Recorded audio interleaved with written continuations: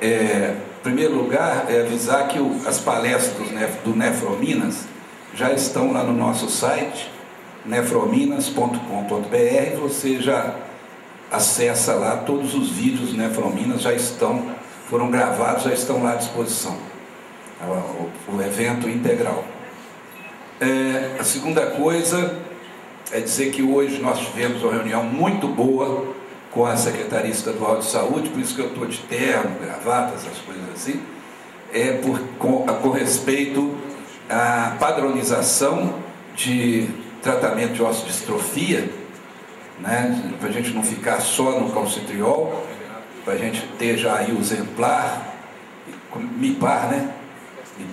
MIPAR. Eu estava falando Miamar com o secretário, você já pensou? Bem que eu levei a Lília lá comigo, porque está terrível, estou caduco de tudo.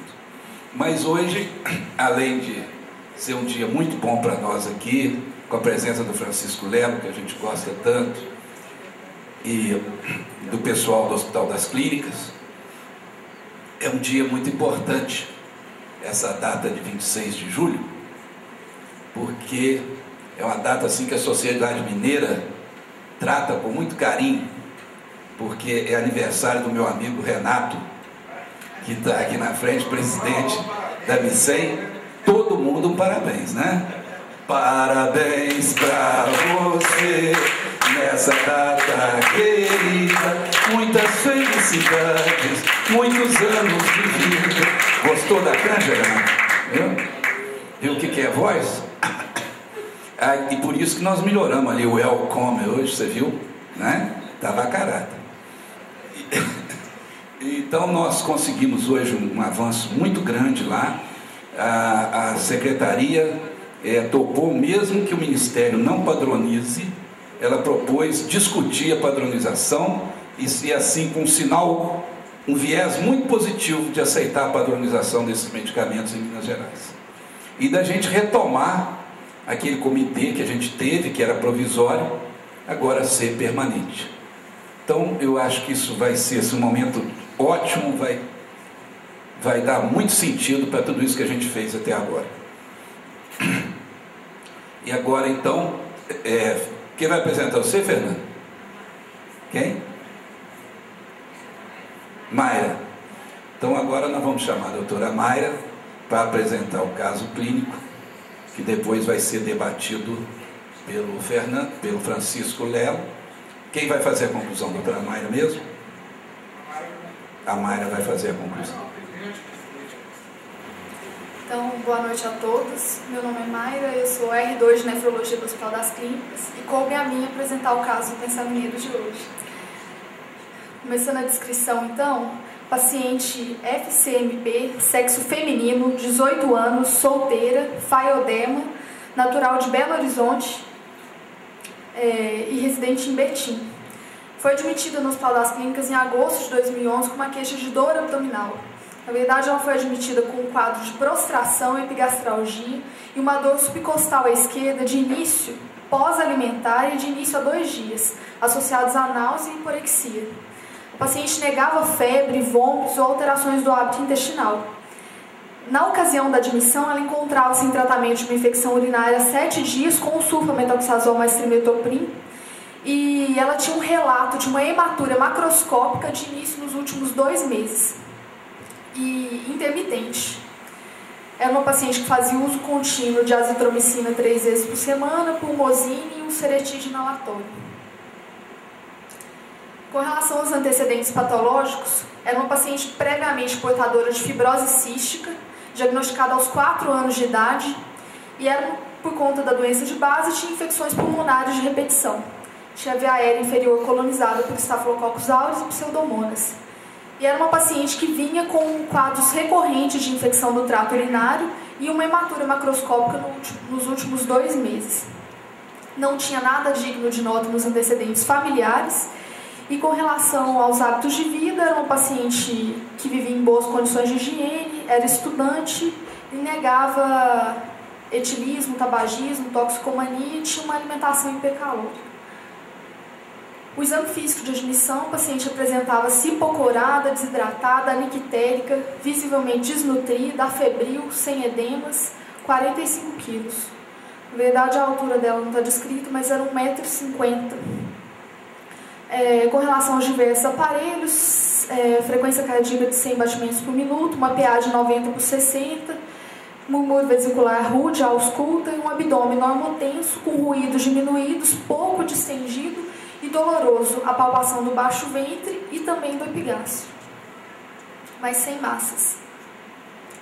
Na admissão, então, a paciente não apresentava uma leucocitose significativa, uma hemoglobina de 8,7,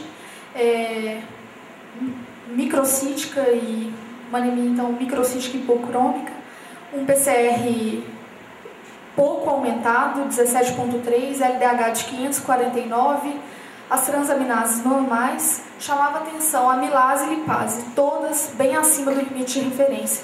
E uma creatinina de admissão de 1,8, com ureia de 40. Gasometria venosa sem alterações e ionograma também sem alterações.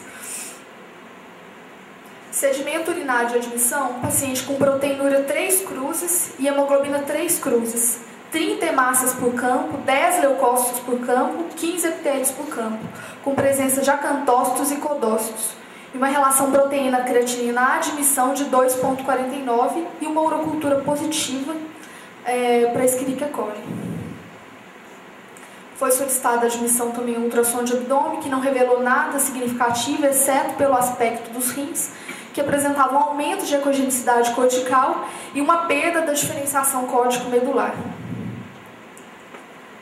Foi então solicitada uma propedêutica laboratorial mais extensa para essa paciente em vigência do quadro de insuficiência renal aguda, complemento no limite inferior, C3 de 80, C4 de 16, FAN negativo, PANCA e CANCA negativos, uma IgA sérica nos limites da normalidade, ASLO aumentado, VDRL negativo, sorologias para hepatites B, C e HIV negativas. PTH no limite superior, 90,4, e a proteinúria mensurada de 24 horas de 2,45 gramas. Fazendo uma revisão dos exames prévios da doente, então, em junho de 2011, a paciente apresentava uma creatinina de 1,26 e a admissão 1,8. E a creatinina foi mantida elevada mesmo após a correção dos distúrbios hidroeletrolíticos apresentados à admissão, com o restante da revisão laboratorial da admissão mantida estável também. Foi iniciado então o tratamento da infecção do trato urinário com ceftriaxone. A paciente manteve a função renal alterada, porém estável, e teve uma melhora sintomática progressiva com a instituição do jejum para tratamento da pancreatite aguda apresentada à admissão. Foi então solicitada uma biópsia renal uma semana depois, no dia 25 de 8 de 2011. E aí vem as hipóteses diagnósticas: glomerulonefrite membrana proliferativa, nefrite lúpica, nefrite tubularintersticial aguda, nefropatia por IgA e glomerulonefrite pós-infecciosa. Boa noite, obrigado pelo convite. Aos poucos vou me sentindo cada vez mais mineiro. Fui criado em Minas, apesar de paulista, fui criado em Minas. Eu tive a formação em São Paulo, mas assim, eu lembro que eu estive aqui há uns 5, 6 anos atrás, eu tremia aqui na frente para falar. Mas depois de várias presenças, de várias vezes ser convidado, me sinto assim muito orgulhoso de poder estar aqui, e já posso falar que eu não preciso fazer massagem carotídeo antes de vir para cá. Antes eu ficava ali massageando, e quando ainda não tem placa, eu massageei com mais facilidade, mas assim, já foi proposto tomar Ideral, tomar propanolol, mas sempre era massagem. Eu vinha para cá tudo vermelho aqui, mas agora não preciso fazer mais, ainda mais quando um caso clínico é apresentado por uma ex-aluna, ex-residente de clínica, pela Mayra. Fico mais à vontade ainda. Obrigado pelo convite. Então, assim, só recapitulando, eu acho que vou ficar mais à vontade, assim, recapitulando, é uma mulher jovem, 18 anos, faioderma, que chegou em agosto do ano passado, com essa sintomatologia já descrita. Chamava a atenção que ela estava anêmica, desidratada, ligeiramente hipotensa e taquicárdica. O histórico dela é extremamente rico. A partir desse histórico, o raciocínio nosso vai ficar mais simples de ser desenvolvido. Ela tinha um histórico de fibrose cística, diagnosticada aos 4 anos de idade, fazer uso deste medicamento, alfa-adonase, que deixa o muco um pouquinho menos viscoso e, com isso, facilita o clearance, por exemplo, no aparelho pulmonar, dificultando as infecções repetitivas. Essa alteração desse muco também acontece em outros órgãos, por exemplo, no pâncreas, prejudicando a função predominantemente exócrina desse órgão. Foi descrito que essa paciente tinha uma colonização pelo Staphylo aureus e Pseudomonas, fazia uso desses fármacos, uma história de zoster há 6 meses, não era diabética, hipertensa, e chamou a atenção nossa essa hematúria macroscópica há 2 meses. Apesar de ter infecções repetitivas, eventualmente essa hematúria poderia ser um quadro de infecção urinária, ou então o nosso quadro, o nosso diagnóstico já poderia ser, essa é uma pista importante para o nosso diagnóstico. Só refazendo o quadro que a Mayra já apresentou, aqui o paciente, há 2 meses anterior à sua internação, tinha uma função renal relativamente preservada. Depois que eu soube o peso dela, provavelmente aqui ela já poderia ter uma alteração importante já. E nesse período de internação, até a realização da biópsia, 7 dias, a gente observa que a função renal ficou mais ou menos inalterada. Não chamava atenção, a anemia dela era uma anemia microcítica, hipocrômica, como já foi discutido pela Mayra. Não tinha alteração leucocitária importante, não tinha consumo de plaquetas, ela não tinha uma acidose tão importante e um PCR ligeiramente elevado, mostrando um quadro inflamatório. Chamou atenção os dados da amilase e da lipase, confirmando esse diagnóstico de pancreatite que explica essa dor em abdômen superior da paciente. De início, quando eu comecei a ler o caso clínico, eu pensei que fosse um quadro dispéptico, secundário à sulfa. Sulfa, quem já tomou sulfa sabe que pode dar um quadro dispéptico importante. Então, esse quadro clínico da dor subcostal, do lado esquerdo, associado à alteração dispéptica, poderia, apesar de não ter história de vômitos, tinha vômitos, mas não, apesar de não ter história de vômitos, poderia ser uma pancreatite inerente ao quadro clínico, ao histórico da paciente. O exame de urina chamava muita atenção. Era um exame de urina que tinha hematúria, proteinúria e a presença desses tipos celulares que quase que selam a origem da hematúria. É uma hematúria glomerular. Nós estamos diante de uma paciente que está sofrendo um processo inflamatório no glomérulo, associado a uma relação proteína-creatina de 2,4, mostrando que é um quadro de hematúria associado a uma proteinúria subnefrótica. Existem alguns trabalhos que falam para a gente que a coexistência da hematúria e proteinúria tem uma sensibilidade e especificidade maior que quando comparado com o dismorfismo eritrocitário. Tá? A gente sabe da dificuldade de realizar o dismorfismo eritrocitário em alguns centros, e o ultrassom mostrava para a gente o aumento da ecogenicidade e perda da diferenciação.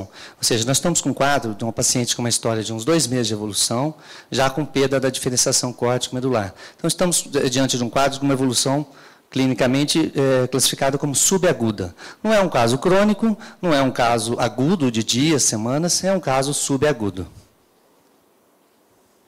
Chamava atenção a redução do C3, o C4 no limite inferior, FAN, fator reumatoide, ANCA negativos. O ASLO, depois de 8 semanas, ainda continuava positivo. O PTH 90, eu fiz o cálculo aqui do MDRD, eu pensei, pus uns 60 quilos, então provavelmente esse valor aqui está mais baixo ainda, justifica esse PTH elevado. A gente sabe que o clearance abaixo de 50, 60, já começa a ter elevação do PTH. Talvez, se a gente tivesse a dosagem da vitamina D, uma fosfatase alcalina, poderia ajudar a gente um pouco mais a entender esse PTH, mas ele já tem uma explicação. Aqui eu coloquei um quadro de lado, só para mostrar que essa descrição da hematúria é uma descrição antiga, desde 82, já foi publicada no Kidney, correlacionando a presença do dismorfismo com a origem glomerular, e a ausência do dismorfismo com a alteração estritamente urológica. Existem trabalhos que consideram o dismorfismo acima de 5%. Outros trabalhos consideram o dismorfismo que imputa a etiologia glomerular só acima de 80%. É sabido que quanto maior o percentual de dismorfismo, maior a especificidade para que essa hematúria seja glomerular. Mas, como eu disse para vocês, a coexistência de hematúria e proteinúria diz respeito à lesão glomerular. Lógico que algumas vezes a gente pode ter proteinúrias que não sejam glomerulares. Apesar da gente ter esse hábito de compartimentalizar o rim, os patologistas, isso é interessante para a gente do ponto de vista didático, as coisas nunca vão acontecer em compartimentos estanques. Se a gente tem uma lesão inicialmente túbulo intersticial, vai levar a uma isquemia e lesão glomerular. Em contrapartida, se a gente tiver uma lesão glomerular, vai levar a uma lesão secundária, uma fibrose intersticial também secundariamente. Então, a lesão pode ser inicialmente qualquer setor, desse vascular, túbulo intersticial ou glomerular. A gente pode ter proteinúria nessas circunstâncias. Principalmente quando começa a reduzir o número de glomérulos, os glomérulos remanescentes vão passar por aquelas etapas todas de hiperfiltração e, secundariamente, vai ter uma proteinúria. Mas, didaticamente, assim, quando tem hematúria e proteinúria, a origem glomerular fala mais alto. Aqui só exemplificando para vocês, que tem residentes aqui, isso aqui é a luz de um tufo glomerular, mostrando uma hemácia que está se contorcendo para passar por esse espaço, está emitindo prolongamentos citoplasmáticos, aqui a célula endotelial, e essas hemácias vão aparecer no sedimento urinário com essas orelhinhas aqui, que são cantócitos, codócitos. Então, o raciocínio nosso diz respeito a uma lesão glomerular, nesse sítio do rim. Aqui só para exemplificar que esse tipo de lesão é uma lesão predominantemente nefrítica, essa que está acontecendo com esse paciente. Sempre que a gente suspeita, nessa linha de raciocínio, de uma lesão glomerular, a próxima pergunta que vem é: essa lesão, essa manifestação clínica é predominantemente nefrítica ou predominantemente nefrótica? É muito difícil ser isolado, estar nesses extremos. Tanto é que chama a atenção da gente quando você pega um paciente, um exame de um paciente, e vê assim, nossa, tem uma proteinúria franca, pura. Então, sempre que a gente tem uma lesão glomerular, quando você vê hematúria, uma proteinúria pura, a gente fala assim, nossa, é uma síndrome nefrótica pura, não tem hemácias, não tem nada.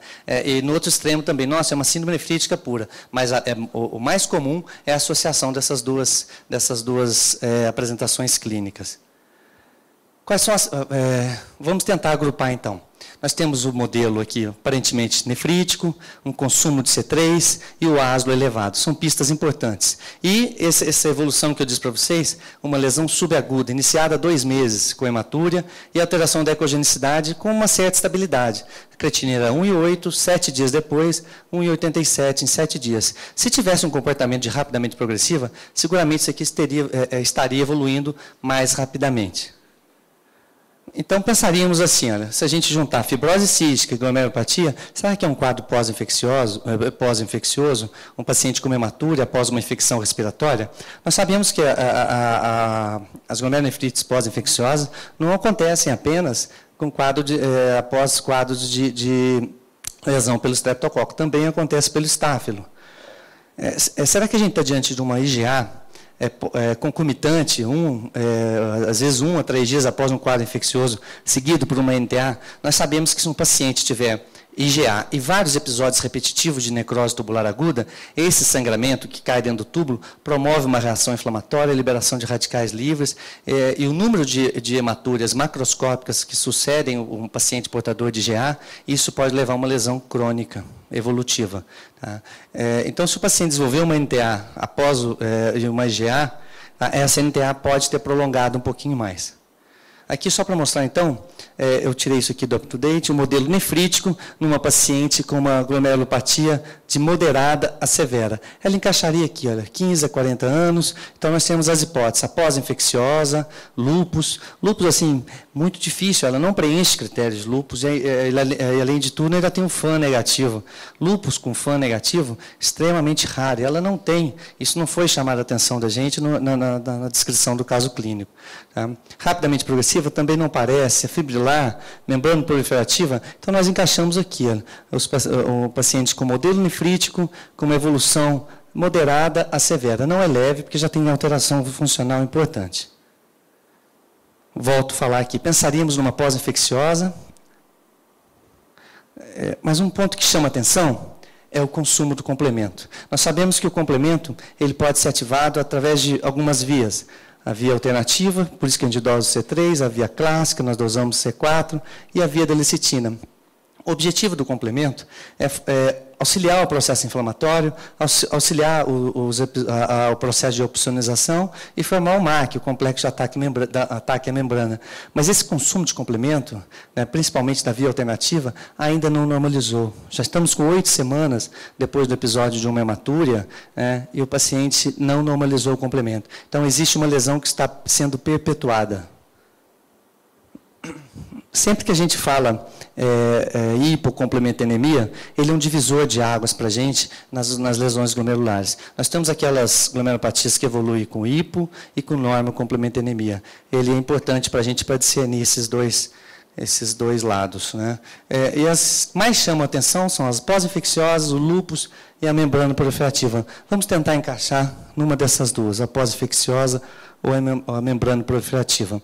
Recentemente foi feita uma revisão onde a membrana proliferativa, que corresponde a 7 a 10% de todos os resultados de biópsia renal em glomerulopatias primárias, foi feita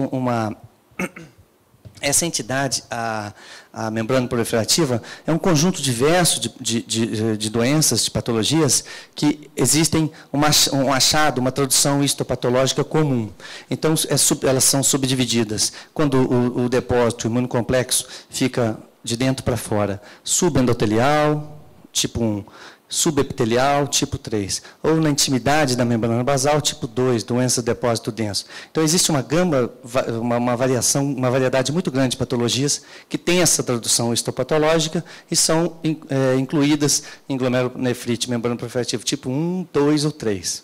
Pronto. O que tem sido proposto recentemente é que essa entidade, a membrana proliferativa, seja dividida de uma forma um pouco diferente, baseada no processo fisiopatológico que induz. Então, a proposta desse estudo, ele não foi o primeiro, mas a proposta é subdividir as membranas proliferativas nas que são induzidas por imunocomplexo e nas que são induzidas pelo complemento. Aquelas que são mediadas pelo complemento ou aquelas que são mediadas pelo imunocomplexo. Aqui tem a membrana, a unidade filtrante, podócito em azul claro, membrana basal em laranja e amarelo o endotélio. Então, nesse primeiro modelo, são a exposição ao imunocomplexo que vai caracterizar o processo lesivo. Nesse segundo modelo, a exposição, ele é mediado pelo consumo de complemento. Então, o complemento que é a via final lesiva para essa unidade filtrante. Aqui só mostrando que quando ela é mediada pelo complemento, ela pode ser induzida pelo anticorpos ou então desregulação. Por exemplo, o anticorpo pode induzir o fator nefrítico, a C3 convertase, e com isso ter uma atividade anormal do C3 e levando às glomerulonefrites membranas proliferativas mediadas pelo complemento. Eu vou me ater a esse tipo, a membrana proliferativa mediada pelo imunocomplexo. E outras alterações, que foi chamada aqui de desregulação, são mutações no fator 3, são variantes dos alelos, ou mutações que promovem uma atividade inadvertidamente errada da forma da C3 convertase. Nesse raciocínio, a membrana proliferativa, ela pode ser encaixada, esse caso nosso, poderia ser encaixado numa glomerulonefrite por depósito de C3. Essa glomerulonefrite por C3 é um subtipo da membrana proliferativa induzida pelo consumo de complemento, mas ela é iniciada por processos infecciosos. Então, a glomerulonefrite por C3 é uma forma de glomerulonefrite membrana proliferativa que é caracterizada pelo depósito isolado de C3 e afeta pacientes que desenvolvem hematura macroscópica seguida de infecções de vias aéreas superiores. Como eu disse para vocês, a pós-infecciosa ela não necessariamente vai ser por estrepto ou por estáfilo.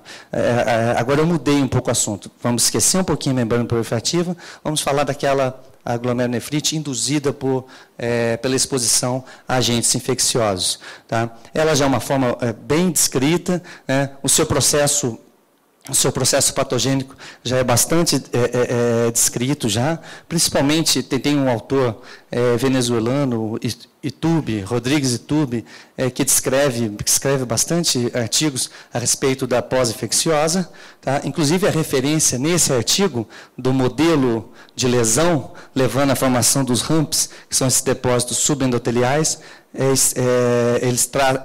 Esse artigo ele põe na referência como os artigos do professor Itubi. Aqui uma pós-infecciosa clássica, onde nós temos neutrófilos e acúmulo de imunocomplexos em todas as regiões, um padrão extremamente exudativo. Só que a pós-infecciosa, ela pode acontecer em duas circunstâncias. Esse artigo de 2011, que eu mostrei aqui para vocês, a compreensão dos mecanismos da glomerulopatia, da glomerulonefrite pós-infecciosa, ele fala para a gente que a glomerulonefrite aguda pós-streptocócica, nós temos que diferenciá-la da glomerulonefrite aguda associada ao Staphylo aureus. Devido ao uso bastante precoce de antibióticos nas infecções, então essa pós-infecciosa tem diminuído a sua incidência. Nós estamos vivenciando uma emergência das glomerulonefrites assim, associadas ao Staphylo aureus, principalmente os resistentes à meticilina. Então aqui nós temos as principais causas da pós-infecciosa, ela tem o seu curso iniciado entre 7 e 21 dias após a exposição ao agente infeccioso, e o seu curso não é modificado pelo uso de antibiótico. Esse é o dado importante da glomerulonefrite aguda pós-streptocócica. Diferentemente da glomerulonefrite associada à infecção pelo Staphylo aureus, onde ela ocorre na vigência de um processo inflamatório agudo. Esse processo inflamatório agudo, infeccioso, inflamatório agudo, pode estar localizado, por exemplo, num osso, uma osteomielite, pode estar associado a um processo inflamatório, infeccioso pulmonar, como a paciente nossa, ela era colonizada por Staphylo aureus. Então, e essa lesão, a sua evolução, ela ela é alterada pelo uso de antibiótico. Então, nós temos que diferenciar esses dois tipos de lesão de glomerulares secundárias aos processos infecciosos. Como eu falei para vocês, o processo patogênico da glomerulonefrite aguda associada à infecção pelo strepto já foi descrito pelo Dr. Itubi, né, o venezuelano, de uma maneira bem convincente. Já a glomerulonefrite associada ao Staphylo aureus tem o seu processo lesivo um pouco, ainda pouco compreendido. Uma coisa é certa, esse processo infeccioso, esse processo inflamatório renal, né, ele tem quando faz a imunohistoquímica, a imunofluorescência, tem um depósito importante de C3. Disposto de maneira bem grosseira esse depósito de C3, e olha, tem uma expansão, isso aqui é o glomérulo, você quase não encontra espaço urinário, ou seja, tem uma expansão mesangial importante, e aqui tem uma distribuição grosseira de C3. Quando, exemplificando, né, a glomerulonefrite associada ao Staphylo aureus. É só para a gente fazer um adendozinho aqui, para tirar o IgA da jogada. IgA versus glomerulonefrite pós-infecciosa. A IgA ocorre episódios frequentes de hematúria macro, 1 a 3 dias após a infecção de vias aéreas, viral ou bacteriana. Já a glomerulonefrite pós-infecciosa é induzida por infecção de pele, né, ou orofaringiana por essa cepa específica, 1 a 2 semanas. E o complemento normaliza entre 4 e 8 semanas. Nós estamos com uma paciente já com 8 semanas de evolução, hipocomplementenêmica ainda. Biópsia renal? Nessas circunstâncias, raramente a gente faz biópsia renal. Ainda relacionando as infecções, só para não ficar essa ideia de que apenas infecções bacterianas ocasionam processos glomerulares, não. Infecções bacterianas, infecções virais, infecções parasitárias também podem desencadear quadros de glomerulopatias, glomerulonefrites pós-infecciosas. Aqui eu gosto de mostrar isso aqui, só para mostrar a relação que tem entre o processo infeccioso e o quadro glomerular. Tá? Só para a gente pegar um gancho lá nos ANCAs, o ANCA-P e o ANCA-C, que são os antígenos, o anticorpo direcionado contra antígeno específico do citoplasma de neutrófilos. Tá? Em 2008 foi publicado na Nature, a descrição desse antígeno, que tem um certo mimetismo com alguns processos, alguns antígenos de bactérias, de modo que o indivíduo, quando é exposto a algumas infecções bacterianas, ele pode desencadear uma glomerulonefrite rapidamente progressiva, ANCA relacionado. Não necessariamente, a mielo nem a proteinase 3, os antígenos citoplasmáticos, né? Mas aqui associado a esse novo antígeno descrito em 2008, o LAMP2. Por isso que é extremamente importante em pacientes, isso só falando de, pegando um gancho em outras situações, pacientes portadores de glomerulopatias rapidamente progressiva, ANCA relacionados, por isso que é importante detectar, além deles estarem na maioria das vezes em vigência de imunossupressão, por isso que é extremamente importante, quando eles têm quadros infecciosos, nós temos que ser extremamente agressivos na terapia com antimicrobianos, porque esses quadros infecciosos podem acelerar o quadro glomerular. E só para a gente finalizar, então, eu acredito que a nefrite intersticial aguda é muito pouco comum de estar acontecendo nessa paciente, senão teria que ter outros quadros sistêmicos, rush, às vezes a descrição de uma eosinofilúria, necrose tubular pós-hematúria, uma NTA após a hematúria da IgA, normalmente assim, não tem consumo de complemento nessa circunstância. Lúpus com FAN normal, então, assim, realmente essas opções aqui, eu não consideraria elas muito. Resumindo, então, nós temos uma glomerulonefrite de curso moderado, padrão nefrítico, ou seja, a função renal está estabilizada, paciente não hemotenso, e uma proteinúria subnefrótica. Consumo de complemento, a via alternativa, e exposição a agentes infecciosos. Então, a hipótese diagnóstica nossa tem que englobar essa circunstância. Então, assim,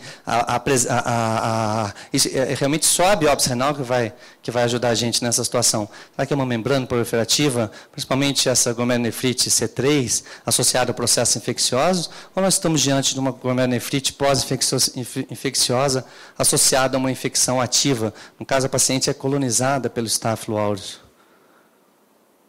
Obrigado pela atenção de vocês, gente. Boa noite, gente. Vou apresentar o caso do Hospital das Clínicas, né? Esse caso foi biopsiado lá. Eu contribuí um pouco com ele, eu estava começando a fazer as biópsias de imunofluorescência. Então, os primeiros achados, né? Os achados anatomopatológicos, a microscopia de luz. O que foi encontrado? Basicamente, dando um nome antes mesmo de falar dos achados da imunofluorescência, a gente encontrou uma glomerulopatia mesangiproliferativa com alguns crescentes. Tinham 24 glomérulos, tinham 2 crescentes celulares e nenhum esclerosado globalmente. Tinha essa proliferação mesangial difusa em múltiplos glomérulos, focos de ruptura da membrana basal, a gente vai ver nas fotos, adesões capsulares fibrosas, proliferação do epitélio parietal com formação crescêntica. Deixei interrogado, isso aí até depois no laudo original não tinha colocado, mas estudando o caso, acho que vale de interrogar se tinha. Achei até que sim, uma proliferação endocapilar, discreta fibrose intersticial e infiltrado inflamatório mononuclear intersticial. Então vamos para as imagens mesmo. Acho que apagar a luz fica um pouquinho melhor se tiver como. Aqui a gente tem um glomérulo e próxima à cápsula de Bowman, a gente vê que a ruptura da membrana basal glomerular, adesão e fibrose. Aqui a gente tem o túbulo intertício, está vendo que ele está expandido, alargado, né? Por conta desse discreto infiltrado inflamatório, predominantemente de mononucleares, né? Deixa eu ver se eu pulei mais de uma. Pulei, desculpa. Um outro glomérulo, aí a gente já vê a formação crescêntica, né? Então a gente tem ruptura e proliferação do epitélio parietal. A definição de crescente seria a proliferação de mais do que uma camada de célula dessa, né? Então a gente pode contar várias aqui, 1, 2, 3, né? Um pouquinho de fibrina, né? E se a gente pegar essas alças mais periféricas, a gente vê que o lúmen começa a ficar um pouco mais estreitado, né? Sendo que algumas delas a gente não consegue observar bastante o lúmen, que suscita aquela possibilidade de uma proliferação endocapilar, né? Aqui novamente o túbulo intertício, maioria aqui um pouco mais preservado, a gente vendo os túbulos justapostos, né? aqui para a gente ver a proliferação mesangial, então um corte bastante fino, né? A gente vê que o mesângio está expandido com algumas células interpostas entre esse mesângio, não é só uma proliferação, o mesangial tem células também de permeio, num corte de HE. A gente vê que o mesângio está expandido e vê que em umas porções periféricas a gente tem uma quase obstrução, oclusão desse lúmen capilar. Só pegando agora um vaso um pouquinho espessado e o túbulo interstício, para a gente ter a noção, né? A gente tem uma fibrose de algumas áreas um pouco mais preservadas, outras já com fibrose, alguns cilindros hialinos e tinha também hemáticos nessa amostra. Então, esses foram os achados da microscopia de luz. Já a imunofluorescência, para complementar, e assim a gente conseguiu um diagnóstico mais definitivo, a gente encontrou um padrão granular mesangial para IgA, C3, IgM, kappa e lambda. Então, a gente vê, pode apagar a luz de novo, que corou bastante, bem forte, né? O IgA, um padrão mais granular, e vê que em alguns capilares, está vendo que ele faz o contorno, né? Ele não está um pouquinho, está chegando às vezes em algumas alças capilares na periferia, mas predomina o mesangial. E a gente vê que corou todos os glomérulos, né? Com esse IgA mesangial. O C3 a gente encontra esse padrão semelhante, um pouco mais grosseiro, mas mesangial, chegando em alguns capilares na periferia, né, que poderia explicar aquela dúvida de proliferação, né? IgM também corou um pouco, também no mesângio, mais restrito ao mesângio, kappa um pouco mais fraco e lambda também novamente no mesângio. Sendo assim, juntando os achados da microscopia de luz, um pouco da história clínica, né, e a imunofluorescência, a melhor conclusão foi uma nefropatia por IgA mesmo, né? Sendo a classificação de Oxford, né? Seria um A1, S0, E1, por conta daquela proliferação endocapilar que eu preferi decidir por sim, e uma fibrose intersticial muito discreta. É isso.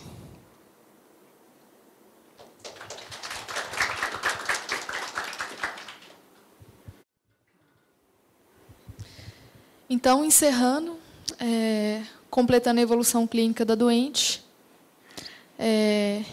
em vigência da suspeita de um quadro de insuficiência renal aguda e na suspeita de uma rapidamente progressiva, apesar de níveis de creatinina mantidos elevados e estáveis, foi iniciada a pulsoterapia após a negativação da hemocultura e da urocultura, 7 dias após, com metilprednisolona, seguida do uso de corticoide oral, prednisona 1 mg/quilo dia. A paciente reinternou nos 3 meses subsequentes, com novas agudizações de pancreatite e com novas infecções respiratórias, com novos quadros de pneumonia. A paciente manteve o uso de corticoide oral, apesar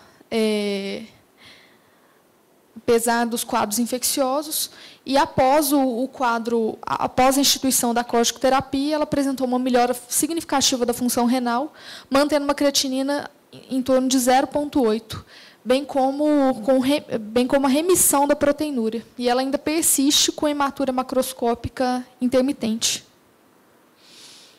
Então, realmente, os principais diagnósticos diferenciais eram a glomerulopatia, a nefropatia por IgA e a glomerulonefrite pós-infecciosa, mas a biópsia concluiu um padrão histológico, principalmente a imunofluorescência de nefropatia por IgA. Descrevendo a nefropatia por IgA, um quadro conhecido por todos, é uma glomerulonefrite com maior incidência entre caucasianos e asiáticos, com manifestação principal entre a segunda e a terceira décadas de vida, e com uma predileção ligeira pelo sexo masculino, uma relação de 2:1. Dentre as manifestações clínicas, a gente tem a hematura como a principal manifestação, sendo que a hematura macroscópica ocorre na maioria dos casos, em 40% a 50% dos pacientes, sendo recorrente e sobreposta a uma infecção respiratória. Como foi dito, a hematura geralmente ela aparece cerca de 3 dias pós quadro infeccioso. 30% a 40% dos doentes vão apresentar uma hematura microscópica, que é um achado assim, eventual, associado ou não à proteinúria leve, e menos que 10% dos pacientes vão apresentar hematura associada à proteinúria já com um quadro de síndrome nefrótica ou glomerulonefrite rapidamente progressiva. A proteinúria e a hipertensão são outras manifestações com implicação prognóstica, sendo que a proteinúria maior que 1 grama por dia tem uma associação direta com um declínio de função renal, na nefropatia por IgA. A nefropatia por IgA é caracterizada por se apresentar predominantemente nas suas formas secundárias. São descritas diversas patologias associadas às formas secundárias de nefropatia por IgA, sendo as principais a cirrose hepática, a doença celíaca e a infecção pelo HIV.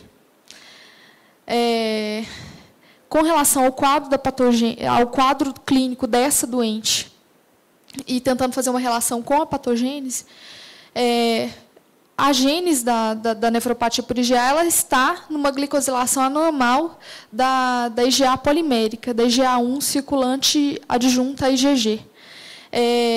E também pelo clearance reduzido das imunoglobulinas IgA circulantes. Mas, no caso dessa paciente, a gente poderia explicar isso por um aumento da permeabilidade da mucosa dessa paciente por infecções respiratórias de repetição aos antígenos e uma produção excessiva dessa imunoglobulina nas mucosas. Aqui uma figura exemplificando essa molécula, essa imunoglobulina com defeito na galactosilação. Atualmente, a nefropatia por IgA, ela vem sendo classificada através dessa classificação de Oxford, que é uma classificação com implicação prognóstica, que usa 4 critérios principais para a determinação desse valor prognóstico.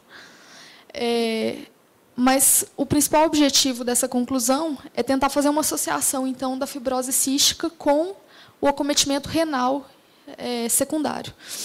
Na verdade, a fibrose cística, na década de 60, a sobrevida média desses doentes era em torno de 20 anos de idade. A partir do ano 2000, nas últimas décadas, a sobrevida desses pacientes subiu muito, com o surgimento de novos antimicrobianos e o tratamento mais eficaz das infecções de repetição. Atualmente, é descrito que a sobrevida média dos pacientes com fibrose cística seja em torno de 50 anos. E com a maior sobrevida desses doentes, foram aparecendo novas complicações secundárias da fibrose cística. E a doença renal vem sendo descrita ultimamente. Na verdade, ela é uma doença autossômica recessiva, causada, então, por uma mutação no gene do receptor transmembrana da fibrose cística. E esse receptor transmembrana ele tem uma interferência na captação de ATP pelas células endoteliais e pelas células secretoras. O defeito nessa captação de ATP vai gerar um defeito nos canais de cloro, e isso tendo implicação na secreção dessas células. Então, essas células vão ter uma menor capacidade de secretória e uma redução na viscosidade desse produto secretório. E o acometimento é sistêmico, sendo os principais descritos o acometimento pulmonar e o acometimento de trato digestivo, principalmente fígado e pâncreas. Mas no rim, o gene do receptor transmembrana da fibrose cística é expresso em todas as estruturas do néfron. E isso vem sendo descrito recentemente. Acredita-se que o acometimento renal seja a nível principalmente tubular, porque o defeito nos canais de cloro a nível de túbulo proximal alteraria tanto a função secretória quanto a função de endocitose dessas células. As descrições atuais de fibrose cística e nefropatia são essas. Então, a nefrocalcinose é descrita com frequência. 90% das descrições de acometimento renal são atribuídas à nefrocalcinose. Hipercalciúria, mas não se sabe se ela tem uma relação direta ao uso de medicações, ou se seria de uma gênese diferente, isso não é bem descrito. Nefrolitíase secundária hiperoxalúria e hipocitratura. Nefropatia diabética, já que 20% dos pacientes com fibrose cística desenvolverão diabetes. Nefrotoxicidade por conta de, principalmente, aminoglicosídeos, mas por conta do número excessivo de antibióticos que esses pacientes têm que receber ao longo da vida. Vasculites, amiloidose, a nefropatia por IgA e a nefrite túbulo intersticial. Então, essas são as lesões associadas à fibrose cística descritas até a atualidade. Tentando associar a nefropatia por IgA e a fibrose cística, essa associação feita no PubMed gerou somente 8 resultados, sendo que a última publicação é datada de 2009. Então, são poucos relatos e relatos não tão atuais.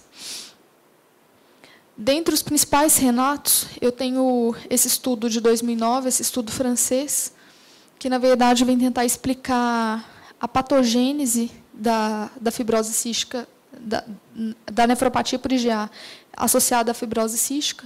Ele descreve um caso de um paciente de 35 anos, masculino, portador de nefropatia por IgA, que abriu um quadro de nefropatia por IgA através de uma crise hipertensiva de uma insuficiência renal aguda. A admissão, esse paciente apresentava uma proteinúria nefrótica de 7,5 gramas em 24 horas e hematúria, e tinha níveis séricos de IgA elevado, mas é só um relato de caso. Esse outro trabalho, já com um N maior, também é outro trabalho francês. Eles tentaram fazer um estudo do acometimento renal em 510 pacientes adultos acompanhados em Paris, portadores de fibrose cística, entre 92 e 2007. Desses 510 pacientes portadores de fibrose cística, somente 13 tinham sedimento urinário ativo, com hematúria, proteinúria ou mesmo alteração de escórias.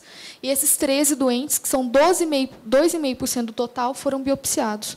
E a nefropatia por IgA ela foi encontrada somente em uma biópsia, denotando a raridade dessa associação.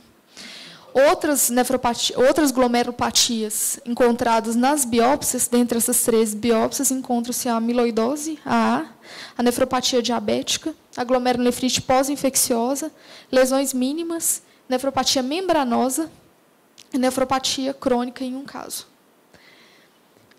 E outra descrição que eu encontrei na literatura seria essa descrição de uma revista de 84, mas uma revista de patologia, em que ele fez autópsia de 20 portadores de fibrose cística 3 horas pós-mortem.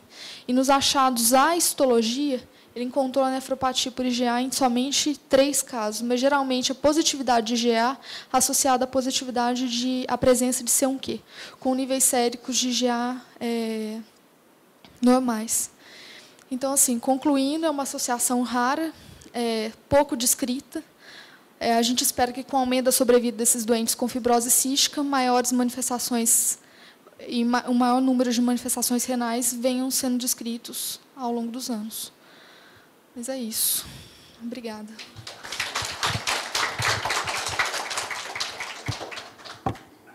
Errei de novo. Como eu falei o ano passado, 5 minutos, pode? Como eu falei o ano passado, o importante é a condução do raciocínio, não é, doutor Ricardo?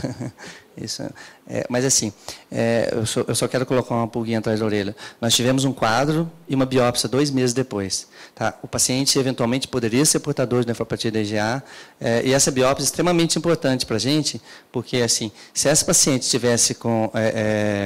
porque os tratamentos são diametralmente opostos. De um lado, se fosse associado a uma infecção ativa, nós deveríamos fazer uma tomografia de tórax, afastar abscesso para poder pulsar essa paciente. Não pode, isso é opinião minha, né? Então, nós temos um paciente com IgA, isso é final, está lá no mesanjo, todo salpicado, bem grosseiramente, com bastante IgA. Ou então, pode estar desatualizado o kit. Né? Não é o caso, né, Stan? Está fazendo muita biópsia, disse, então está em dia. Essa lesão iniciou há 2 meses atrás. Então, pode já ter acontecido um clearance, um clareamento. Esse paciente teve uma lesão, não configura rapidamente progressiva, vocês viram 2 de 24 glomérulos, isso subiu a creatinina desse paciente, então ela teve uma lesão 2 meses atrás. Essa IgA pode ser um epifenômeno. Concordo plenamente com você também. Eu queria fazer essa consideração, porque realmente é difícil explicar o consumo de complementos, entendeu? Ou o exame está errado, porque o raciocínio todo que a gente aprende, que está no livro, o consumo de complemento é um divisor de águas para o raciocínio clínico. Né? A IgA, a gente sabe que não consome complemento, não consome C3, não consome nada da via alternativa de complemento. Eu acho que essa sua consideração é extremamente importante. pode ser um epifenômeno mesmo, e ela ter tido um outro evento e destabilizou, e a doença de base dela, ela tem uma IgA, que a gente sabe que é a glomerulopatia mais comum, e se a gente fizesse biópsia igual é feito no Japão, a gente mostraria ela como a primeira mesmo. E a questão do critério de glomerulonefrite rapidamente progressiva, ela realmente não tem assim uma evolução de rapidamente progressiva, né? Isso eu concordo também. E parabéns pelas considerações, parabéns pela apresentação. E realmente mais um caso super difícil, né? Francisco, perfeito isso. Porque, na verdade, quando você monta o raciocínio clínico, né, o patologista vem e te derruba, né, completamente. Né. Olhando retrospectivamente, sempre fica mais fácil, mas existem uns relatos de associação de glomerulonefrite pós-infecciosa com depósito predominante de IgA, sobretudo quando o agente é o Staphylo. Então, e aí tem essa questão desse lapso temporal que pode desfigurar aí mais o quadro da microscopia óptica, mas isso é uma outra coisa que não se pode descartar, entendeu? Que exista uma ligação entre esse depósito predominante de IgA e uma eventual infecção estafilocócica. Eu abri o computador aqui, até fui procurar isso, mas realmente a existência do depósito de IgA ocorre em infecções por estáfilo, sim. Principalmente com esse incremento das glomerulonefrites associadas ao estáfilo aureus, principalmente meticilino resistente, tem IgA na biópsia, sim. Eu fui procurar ali a referência, não encontrei, acho que... Não vendo o caso também, eu até apresentei um caso desse lá em Uberaba, exatamente uma IgA, pós-infecção, pós-endocardite estafilocócica, só que o padrão de imunodepósito é um pouco diferente, é mais na alça periférica, não é mesangial. Então, assim, pode ser uma coisa temporal, né? Demorou muito para biopsiar, já teve aquela clareada, não corou na alça, mas se fosse um caso desse tipo, né, uma pós-infecciosa relacionada a estáfilo e com o IgA dominante, a gente veria um padrão mais periférico e não mesangial. Com relação a mesângio capilar, você viu achados de mesângio capilar na sua? Isso. Um pouquinho, mas tinha. Mesângio capilar é o nome antigo da membrana. Antigo, pouco recente. Já corrigi. Pouco recente da membrana proliferativa. Ah, tá. Só mesangial. Não era mesângio capilar. Ah, eu entendi. Mesângio capilar.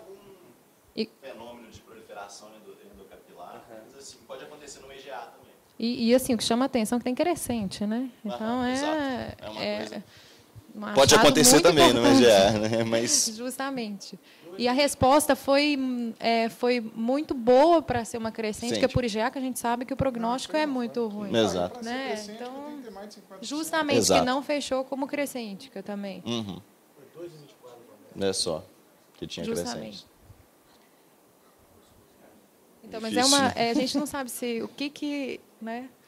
Provavelmente não era uma crescêntica por IgA, mas tinha crescente, uma biópsia que podia ter acontecido por alguma coisa. Exato. E a evolução foi muito boa, né? Para ser uma coisa pior também, né? E a parte tubular não tinha necrose. Não tinha necrose não, mas tinha uma fibrose, mostrando que é um processo crônico mesmo, né? Compatível com o quadro de IgA que ela já tinha, né?